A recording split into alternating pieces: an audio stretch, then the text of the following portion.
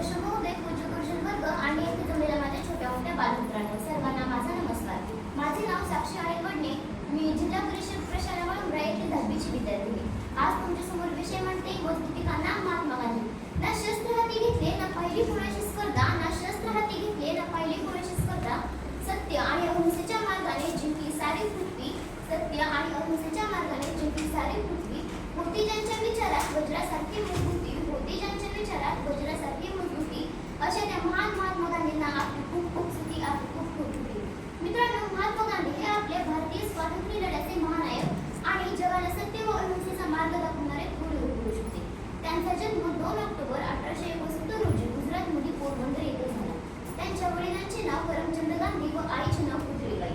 त्या धार्मिक व संस्कारी होत्या. त्यांच्या आईकडून त्यांना सत्य, संयम आणि सेवाभावाचे संस्कार मिळाले. त्यांना प्रेमाने बापू आणि राष्ट्रपिता असेही म्हटले जाते.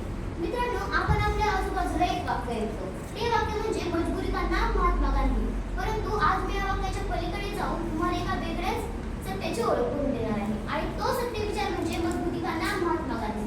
मित्रांनो, गांधीजींच्या मते खरी मजबुती ही शरीराच्या बळात नसून मनाच्या सामर्थ्यात असते. सत्य, अहिंसा, संयम, प्रामाणिकपणा हीच तर माणसाची खरी ताकद आहे ना. गांधीजींनी याच मूल्यांच्या बळावर ब्रिटिशांविरुद्ध लढा दिला. दक्षिण आफ्रिकेतील सत्याग्रहापासून ते भारतातील असहकार आंदोलन, सविनय कायदेभंग आंदोलन आणि भारत छोडो आंदोलनापर्यंत त्यांनी जनतेला एकत्र ठेवून स्वातंत्र्याची ज्योत प्रज्वलित केली. गांधीजींनी साधी राहणे आणि उच्च विचारसरणी याचा संदेश समाजासमोर ठेवला.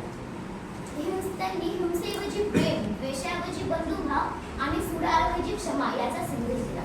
त्यांच्या जीवनातून आपण सत्यनिष्ठा, प्रामाणिकपणा आणि मानवतेची शिकवण घेतली पाहिजे. महात्मा गांधी हे केवळ भारताचे स्वातंत्र्य सैनिकच नव्हते, तर ते सत्य, अहिंसा, प्रामाणिकपणा आणि आत्मविश्वास व करुणा आणि मानवतेचे महान उपासक होते. गांधीजींनी इंग्लंडमध्ये कायद्याचे शिक्षण घेतले. नंतर ते वकिली करण्यासाठी दक्षिण आफ्रिकेत गेले. तेथे भारतीयांना कोणाला वर्णभेद त्यांनी स्वतः आणले. एका रेल्वे प्रवासात फर्स्ट क्लासचे तिकीट असूनही त्यांना डब्यातून खाली उतरवण्यात आले. परंतु या घटनेने त्यांच्या आयुष्याला एक नवे बळ मिळाले. लढण्याचा त्यांनी निर्धार केला आणि तेथूनच सत्याग्रहाची सुरुवात झाली. भारतात परतल्यानंतर गांधीजींनी सत्य आणि अहिंसा स्वातंत्र्य लढ्याचे नेतृत्व स्वीकारले. त्यांनी शस्त्रांचा नव्हे तर सत्य आणि अहिंसेचा मार्ग स्वीकारला. गांधीजींची खरी मजबुती ही त्यांच्या विचारातच होती. ते म्हणत की सत्य हेच माझे देव आणि अहिंसा हा त्याच्यापर्यंत पोहोचण्याचा मार्ग आहे. ते म्हणत की सत्य हेच माझे देव आणि अहिंसा हा त्याच्यापर्यंत पोहोचण्याचा मार्ग आहे. त्यांनी कोणावरही द्वेष केला नाही. अगदी विरोधकांवरही प्रेमाने विजय मिळवता येतो असे त्यांनी जगाला दाखवून दिले.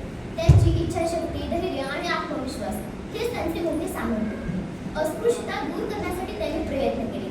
खादीचा प्रसार केला, स्वदेशीचा पुरस्कार केला, ग्राम स्वराज्याची संकल्पना मांडली आणि स्वच्छतेला विशेष करून महत्त्व दिले. गांधीजींच्या विचारांचा प्रभाव केवळ भारतापुरताच मर्यादित राहिला नाही, तर जगभरातील अनेक नेत्यांनी त्यांच्या अहिंसा या तत्त्वाचा स्वीकार केला आणि आजही जगात शांतता, समानता आणि मानवतेचा संदेश देताना त्यांचे नाव आदराने घेतले जाते. त्यांचे नाव आदराने घेतले जाते. महात्मा गांधींचे जीवन आपल्याला हे शिकवते की खऱ्या अर्थाने मजबूत तोच जो संकटातही सत्याचा मार्ग सोडत नाही आणि अन्यायाविरुद्ध शांततेने उभा राहतो. आजच्या काळात हिंसा, भ्रष्टाचार, असहिष्णुता आणि स्वार्थ वाढणारा असतो. तेव्हा गांधीजींचे विचार फार महत्त्वाचे ठरतात. सत्य, प्रामाणिकपणा, संयम, पर्यावरण रक्षण, स्वच्छता, सामाजिक सलोखा व देशप्रेम इत्यादी मूल्यांचे पालन करणे हीच गांधीजींना खरी आदरांची ठेव. महात्मा गांधी केवळ एक लाचार, असहाय्य किंवा एक साधे सरळ व्यक्तिमत्व नव्हे, तर गांधीजींची खरी मजबुती ही त्यांच्या विचारातच होती. महात्मा गांधी हे महात्मा गांधी